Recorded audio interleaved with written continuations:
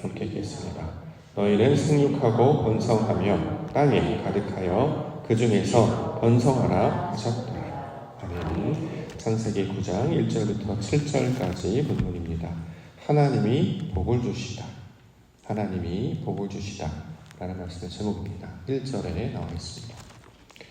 1절 말씀 보시면 하나님이 노아와 그 아들들에게 복을 주시며, 자, 복을 주셨다라는 표현 나왔는데요. 복, 성경에서 말하는 복은 하나님의 속성과 성질을 물려받아서 하나님의 사람들로 변화되는 것, 이걸 복이라고 합니다. 다시 한번, 하나님의 속성과 성질을 물려받아서 하나님의 사람들로 변화되는 것, 하나님의 형상을 담는 것, 하나님의 사람과 같이 되는 것을 성경에서는 복의 개념으로 설명하고 있습니다. 이것을 창세기 1장 1절에서는 태초에 하나님이 천지를 창조하시다라는 말로 설명했었죠. 천지를 창조하다라고 하는 말은 이제 우리 눈에 보이는 이 물질 세계를 만드는 내용이라기보다는 하늘의 속성을 그 땅에 하나님께서 만들어내실 것이다 라고 하는 하나님의 사역에 관한 내용으로 우리가 이제 또 이해를 하고 있습니다. 이것을 예수님께서는 산상수훈에서 기도를 가르치실 때 이렇게 설명하시죠. 너희는 이렇게 기도하라. 나라가 임하시오며 뜻이 하늘에서 이루어진 것 같이 땅에 이루어지이다. 이렇게 구하라라고 말씀을 해주셨어요. 하나님께서 하시는 그 사역, 하나님의 나라가 임하는 모양을 설명하고 있는데 그 하나님의 나라는 어떻게 임하느냐? 뜻이 하늘에서 이룬 것 같이. 여기서 이제 하나님의 속성을 가리키는 말이죠. 그것이 땅에 이루어질 것이다. 우리 안에 이루어질 것이다. 하나님이 가지고 계신 그 독특한 성질, 그의 거룩, 성실, 신실함, 은혜, 자비, 긍휼, 많은 어떤 성질들을 갖고 계신데 그것이 우리 안에 그대로 채워지게 될 것이다. 이것을 창세기 1장 1절에서 설명하셨고 이것을 이제 복의 개념으로 설명하고 있습니다. 그러면 창세기 1장 1절의 내용과 9장 1절의 내용이 똑같잖아요. 그렇죠? 성경이 이렇게 한 맥으로 계속 흘러가야 된단 말이죠. 왜냐하면 그래야 이게 진리가 되지 않겠습니까? 이때는 이 말하고 저때는 저 말하는 게 아니라 창세기 1장 1절의 그 선포를 계속해서 하나님께서 확장해 가면서 점진적으로 확장해 가면서 그 내용의 개념을 어떻게 우리에게 말씀하셨는지를 설명하고 있는 것이 되는 것입니다. 자, 즉 하나님을 닮은 하나님의 사람이 되는 것, 이게 바로 복을 주시다의 내용이 되고 있는 것이죠. 저와 여러분들이 하나님께서 복 주시기를 소망합니다. 그럼 무슨 뜻이냐면 하나님 닮으라는 소리잖아요. 하나님 닮으십시오. 하나님께 배우시고 하나님과 똑같은 사람 됐으면 좋겠습니다. 이게 이제 복의 내용이라는 거예요. 자, 하나님을 우리가 가져야 합니다. 왜냐하면 그가 생명이시기 때문에, 그는 진리이시기 때문에, 그는 성실하고 거룩한 분이시기 때문에 하나님을 우리 안에 채워넣는 일. 자, 이것을 복의 개념으로 설명하고 있습니다. 근데 그럼 어떻게 복을 주시냐면 이 복을 주시다라고 할 때 이 복은 우리가 이제 히브리어로는 바라크라는 단어를 사용합니다. 축복하다 할 때 주로 많이 사용하는 단어인데요. 이 바라크라고 하는 단어에 앞에 뭐가 붙어 있냐면 하나님의 사역을 뜻하는 손, 요드가 붙어 있습니다. 어저께 우리가 이제 에스겔이라는 말씀을 배웠잖아요. 요드, 하자크, 엘. 이걸 이제 이어서 에스겔이라고 발음을 하는데 하나님께서 강하게 하시는 자. 그래서 이건 에스겔. 그래서 강하게 하시는 자의 내용을 쭉 살펴보니까 뭐예요? 내 영을 너희 마음 가운데 두고 새 마음을 주겠다. 그렇죠? 우리가 그 영이 떠나갔었는데 하나님께서 다시 돌아오셔서 우리에게 찾아오셔서 그발강가까지 찾아오셔서 하나님의 영을 부어주겠다. 하나님의 영, 하나님의 그 존재 자체인 그것을 우리 마음 가운데 두시겠다라는 거잖아요. 그가 우리 안에 들어오는 내용을 이 강하게 하다의 내용으로 설명하고 있고 이걸 누가 하느냐? 하나님이 그렇게 하시겠다는 거예요. 그래서 앞에 요드라고 하는 단어가 붙어 있습니다. 오늘 본문에 복을 주다라는 단어도 바라크 앞에 요드가 붙어 있어요. 그러니까 예 바라크 이렇게 발음을 할 수 있는데 하나님께서 우리에게 복을 내려 주실 것이다. 이렇게 약속의 말씀으로 설명하고 있습니다. 그러니까 하나님께서 약속, 그럼 우리도 손가락 들어서 나도요 이렇게 찌찌뽕 이렇게 하시면 돼요. 아멘으로 이걸 받는 거죠. 그러면 하나님께서 우리를 그렇게 인도해 가시고 그렇게 하면 이제 하나님과 동행하는 자가 되기 때문에 우리를 채워가신다 설명하고 있습니다. 그럼 어떤 일이 벌어지냐면 생육하다는 말은 이제 열매를 맺다 이런 뜻입니다. 하나님께서 우리 안에 그의 것들을 부어주시면 하나님의 속성과 성질을 부어주시면 우리가 열매를 맺게 된단 말이죠. 우리가 쉽게 생각하는 그 성령의 열매 9가지 사랑이랑 화평, 자비, 양성, 충성, 온유, 절제 이런 것들이 우리 안에 열매를 맺는데 그 9가지 열매를 가만히 보시면 성질이잖아요. 사랑, 희락, 화평, 오래 참음, 자비, 양성, 충성, 온유, 절제 이게 어떤 성질이나 상태를 나타내는 말이라는 거죠. 우리 안에 그런 것들이 열매로 맺혀지게 된다는 거예요. 원래 그런 열매가 없었습니다. 왜냐하면 열매에 대한 개념도 없고 정의도 모르니까 뭘 어떻게 맺어야 될지를 모른단 말이죠. 우리가 보통 사랑의 열매를 맺는다라고 하면 우리가 생각하는 사랑은 우리 뜻대로 하는 것인데 성경에서 말하는 사랑은 하나님이 우리 안에 들어오시는 걸 사랑이라고 해요. 복과 똑같은 개념이에요. 그러니까 하나님의 것을 우리가 받기 때문에 그래야 남들도 사랑할 수 있게 되는 거예요. 그래서 어떻게 사랑하냐면 하나님께서 우리를 사랑하셨듯이 사랑을 하나님으로부터 배웠잖아요. 그렇기 때문에 남들도 그렇게 하는 것입니다. 근데 우리는 사랑이라는 말은 많이 하지만 수많은 예술가, 철학가, 문학가들이 사랑에 대한 이야기를 하지만 저마다 해석 방법이 다 다른데 성경은 하나님이 사랑이시다. 그래서 우리가 사랑이라는 열매를 얻게 됩니다. 그러면 하나님이 우리 안에 들어오셔서 사랑의 열매를 맺으면 어떻게 사랑하느냐? 하나님이 독생자를 이 땅 가운데 보내주셔서 그렇죠? 저를 믿게 하시고 영생을 얻게 하려 하신다는 그 말을 그대로 우리가 이제 누리게 된다는 것입니다. 이걸 이제 생육하다, 열매를 맺게 된다 이런 뜻으로 주셨고 그 다음에 번성하다, 점점 많아지다 이런 뜻이에요. 하나님을 아는 지식이 점점 많아진단 말이죠. 처음에는 겨자씨 같은 말씀이 우리 마음 가운데 생기게 됩니다. 근데 이게 점점 커지잖아요. 겨자씨 같은 씨가 큰 나무로 거룩한 나무가 되는 것처럼 이렇게 풍성이 많아지는 걸 번성하다라고 하고 이걸 그 다음에 이제 땅에 충만하다. 하늘의 속성이 땅에 채워지는 상태가 된다. 그래서 성경에서 이 하나님의 속성이 이 땅에 어떻게 내려지는지를 비가 내리는 것으로 설명을 합니다. 이른 비, 늦은 비. 그럼 이제 수확하는 것처럼 수수감사절도 의미가 그거죠. 열매를 맺었다라는 뜻이에요. 그리스도라고 하는 열매.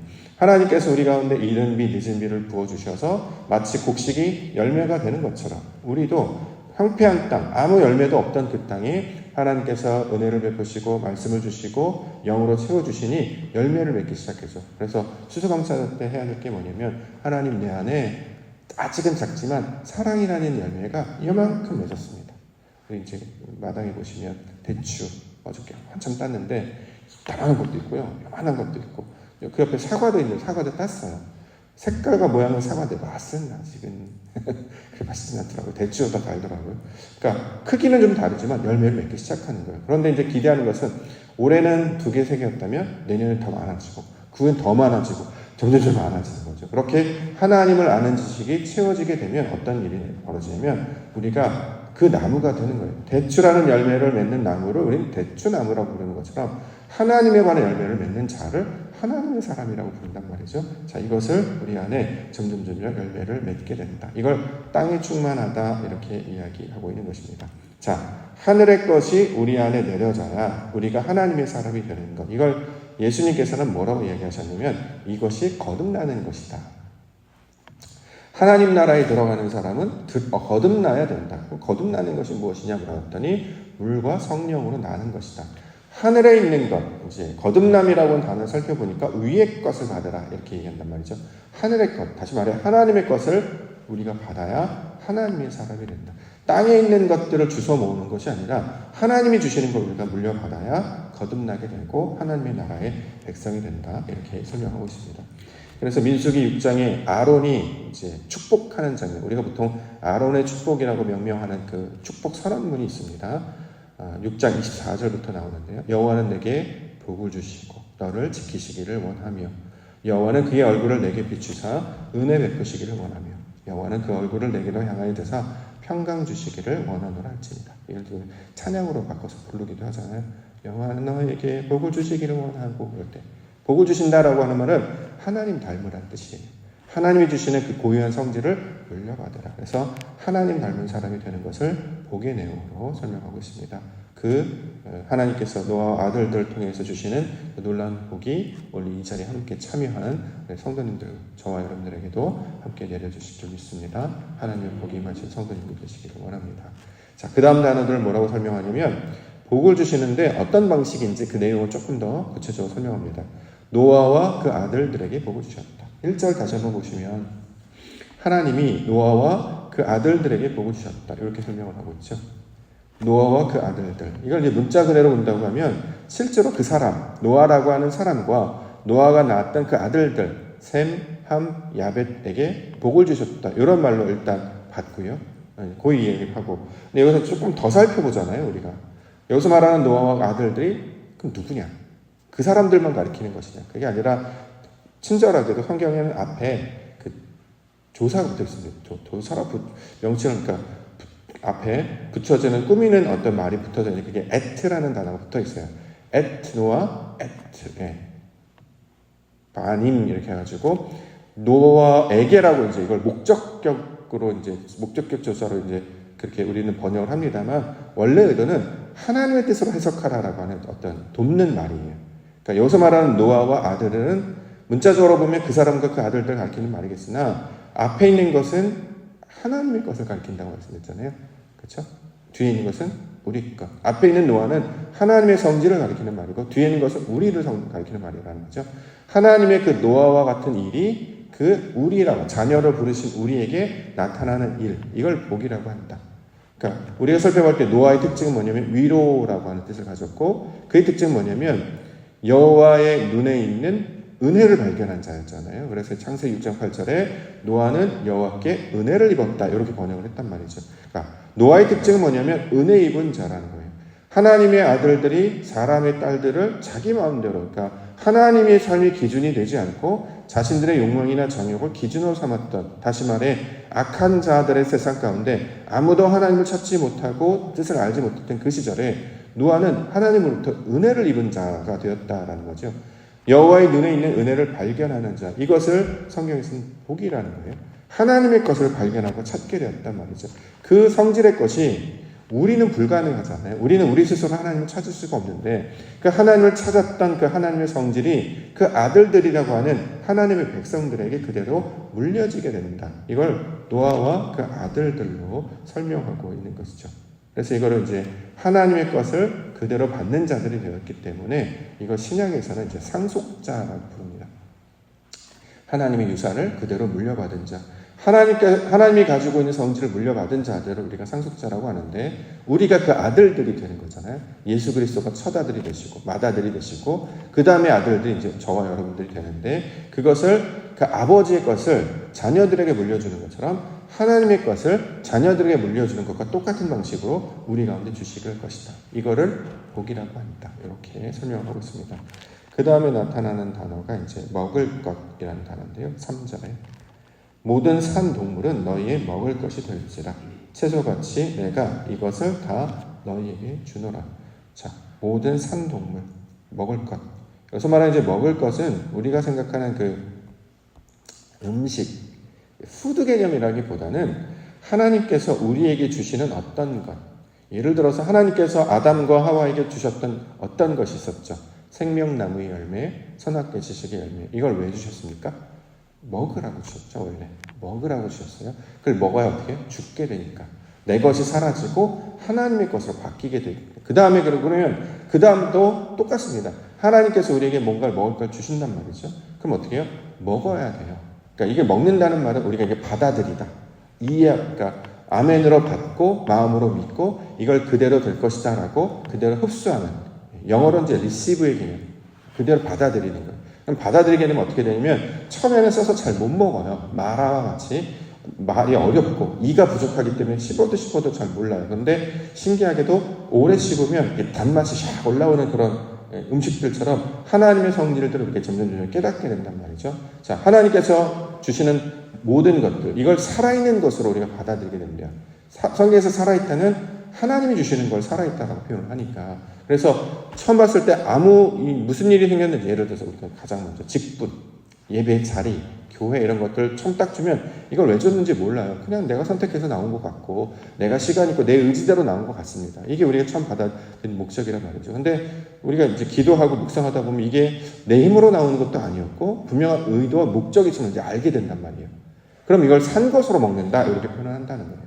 성경에서 이런 것들을 하나님께서 늘 보여주신단 말이죠. 그래서 나중에 이제 우리 사도들이 이제 이방인들에게 복음을 전할 때 베드로에게 환상을 보여주셔서 하늘에서 내려오는 그 짐승들이 있잖아요. 그걸 어떻게 해요? 먹으라 이런단 말이에요. 근데 베드로는 나는 유대인이라서 전 못 먹습니다. 그런데 하나님께서 거룩하게 한 것을 네가 그렇게 말하지 말라. 그래서 그 환상을 보여준 이유는 이방인들에게 나아가서 복음을 전하는 것으로. 그래서 그때 이제 이탈리아 관대 장관에게 복음을 전하면서 하나님의 일을 경험하게 되지 않겠습니까?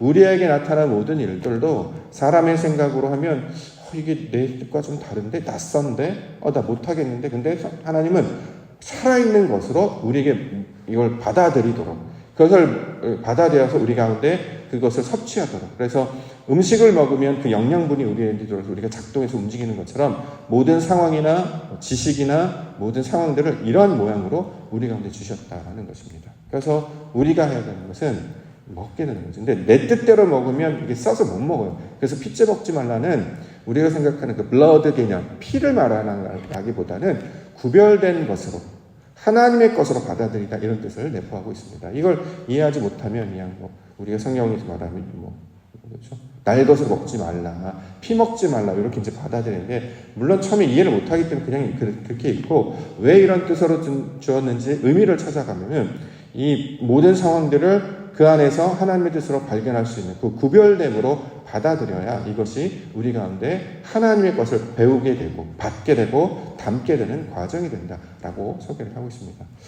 지난주에 정책당회 하면서 장로님들에게 내년에는 이런 일들을 좀 해보면 어떨까요? 라고 제안을 드렸어요. 그렇기 때문에 근데 장로님 약간 좀 놀라셨죠. 왜요? 안 했던 거니까. 기존에는 안 해봤던 거예요. 우리가 이제 소위 말하는 전통, 유전이라고 말하는 우리가 그동안 해왔던 방식은 늘 이렇게 해왔습니다. 근데 늘 이렇게 해왔지만 우리 교회에 맞게 하나님께서 우리 상황에 맞게 또 이것이 은혜의 방편으로 쓸 수 있는가 하나님께서 우리에게 요구하시는가로 한다면 그동안은 그런 어떤 교리 사람들이 정해놓은 교리에 맞게 하지 못했던 것이 있다면 여기서 우리 장로님과 합의를 해가지고 조금 더 해내면 좀 더 할 수 있지 않을까요? 이렇게 이제 제안을 드려서 했던 방식이 있습니다. 그 대표적인 것 중에 하나가 예를 들면 이제 기도가 있는데요. 주일 예배 때 기도하는 것을 조금 더 확장했으면 좋겠다. 현재는 우리 장로님들 격주로 돌아가시면서 기도를 하는데 우리 교회 성도님들 기도 들으면 너무 은혜롭습니다. 저는. 그래서 이거를 꼭 그럴 시간에만 해야 되는가? 근데 알고 보니까 정해진 규칙은 없기 때문에 이것이 은혜의 방편이 되고 또 그 준비하는 자가 은혜로 들어갈 수 있는 기회가 된다면 정말 좋은 기회가 되겠다. 그래서 우리가 기도 담당을 맡거나 어떤 순서가 되면 마음을 다하고 뜻을 다하고 준비 열심히 하시잖아요. 그리고 사실은 듣는 자보다 그 일에 참여하는 자가 오히려 복을 받고 은혜를 받습니다. 그렇게 돼서 이게 은혜의 방편이 될 수 있다면 한정적으로 쓰지 말고 우리 기도 이야기를 들어보니까 신앙적으로도 신학적으로 잘 정리가 되고 특별히 우리 교회는 모범이 돼서 이렇게 정리해서 글로 항상 먼저 쓰셔서 기도하시는 분들이 많기 때문에 굉장히 전 도움이 된다. 그래서 이것들 한번 시도해보면 어떨까요? 라고 했을 때 기도하면서 준비해보기로 했습니다. 최근에 이제 만들어지고 생겨지는 교회들은 많이 사용하는 것인데 전통적인 교회는 잘 사용하지 않는 순서이긴 해요. 주로 이제 장로님들만 기도를 대표 기도를 하시는데 저는 장로님들은 기도하시고 또 우리 권사님들도 계시고 우리 집사님들도 계시고 우리 사모님들도 계시고 청년들도 있고 그러면 각자에게 주신 은혜로 미리 이제 순서를 정해서 준비하면 이게 은혜가 되지 않을까? 듣는 자도 은혜가 되고 하는 자도 은혜가 되면 우리에게 은혜 주신 방편이라면 이걸 마다할 이유가 없다. 그동안 형식이나 어떤 유전에 매여서 마치 큰일 날 것처럼 했는데 먹어야 되는 거죠. 받아야 되는 거죠. 그래서 이걸 과거에 받는 시도를 해보려고 합니다. 2025년도하고는 달라진 모습이기 때문에 낯설고 새롭기 때문에 우리가 걱정도 되고 염려도 되고 또 긴장도 되고 그런데 어떻게 해요? 그 과정을 통과하니까 어떻게 해요? 그러면 내가 해봤던 게 아니고 어렵다고 느껴지니까 어떻게 해요? 기도하게 된다는 거예요. 하나님을 찾게 돼요. 하나님 어떻게 해야 됩니까? 준비하시죠. 마음을 갖추고 또 미리부터 그래서 우리 권사님들 중에 수요일을 기도를 하는가 주일날 오후 기도를 맡으신 분들 보면 몇 달 전부터 준비하시는 분들 있어요. 계속 기도문 쓰시다가 요거는 빼야 되겠다. 그리고 우리 상황에만 기도를 바꿔내시기도 하고 또 갑자기 어떤 특별히 빨리 기도해야 되는 긴급한 내용이 있다면 넣으시기도 하고 그래서 그렇게 준비를 오래 하시고 묵상하는 기도를 들어보면 신기하게도 마음에 감동이 있습니다. 그리고 미처 생각하지 못했던 개인적으로 가지고 있던 한계를 뛰어넘는 우리에게 주시는 하나님의 은혜를 발견하게 된다라는 것이죠. 이것을 산 것이다. 산 것을 너에게 줄 테니 너희가 그것을 받아 먹으라. 그러면 그 안에서 하나님이 주시는 은혜를 경험하게 될 것이다. 이렇게 우리 가운데 설명하고 있습니다. 그래서 쓴 물이 있다면 나뭇가지가 필요한 거잖아요. 단물로 변화되기 위해서. 그래서 그리스도 예수의 도움, 성령의 도움이 우리에게 필요한 것입니다. 자, 우리가 살아갈 때에 항상 하나님 도와주세요라고 했잖아요. 그게 아들 아닙니까? 아들. 아들 항상 아빠 도와줘 항상 그 얘기를 하는 그 아들들이 되게 하시는 것이 하나님의 의도가 된다라는 것이죠. 그래서 오늘 본문에 하나님께서 그 아들들에게 복을 주셨다 이렇게 설명하고 있습니다. 하나님의 믿음의 자녀로 저와 여러분들도 불러주신 줄 믿습니다. 아버지께서 복을 주실 거예요. 우리는 잘 받기만 하면 됩니다. 그리고 나는 감당할 수 없지만 하나님께서 그 감당할 힘을 그때그때 역사하셔서 은혜로 채워주실 줄 믿습니다. 이미 노아에게 은혜를 주셨는데 왜 복을 또 주시지? 저는 이 생각으로 출발을 했어요. 은혜는 영원한 거 아닙니까? 하나님께서 주시는 그 가장 중요한 거 아닙니까? 근데 복을 주시는 것은 그렇게 우리를 하나씩 하나씩 바꿔내게 하심으로 하나님의 사람으로 살게 하시는 의도가 그 말에 담겨져 있다라는 것이죠. 하나님께서 오늘도 저와 여러분들에게 복을 주시기를 원하는 줄 믿습니다. 그 하나님의 복을 온전히 누르심으로 하나님의 살아있는 하나님의 성질을 그대로 닮아가시는 우리 믿음의 성도님들 교회 되시기를 주의 이름으로 축원합니다.